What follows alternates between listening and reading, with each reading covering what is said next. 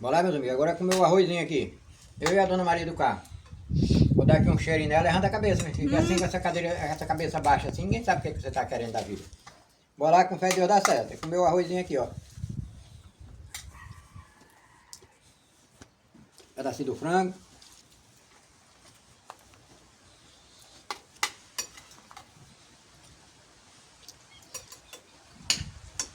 Tá bastante quente, mas